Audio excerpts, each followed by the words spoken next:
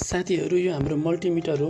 यसमा भएको यो रातो कालो दुईटा तारलाई हामी प्रोब भन्छौँ। यो दुईटा हाम्रो यसमा जोडिन्छ।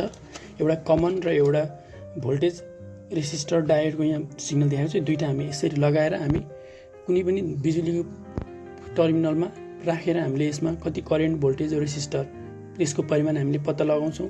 भनेदेखि यसमा भएको यो डिस्प्ले र यो चाहिँ हाम्रो सेलेक्टर भन्छ यसलाई। यो अफ सेक्सनमा छ।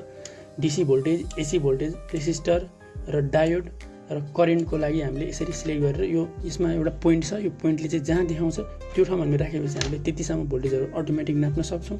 र जस्तै हामीले भोल्टेजमा राखेपछि हामीले भोल्टेज दुईटा करेन्ट फेज र न्युट्रल बीच राखेपछि हामीले भोल्टेज नाप्न सक्छौँ भने ओहममा राख्यो भने हामीले रेसिस्टर नाप्न सक्छौँ र कन्टिन्युटीमा राख्यो भने हामीले त्यो बीचको कन्टिन्युटी हामीले पत्ता लगाउन सक्छौँ।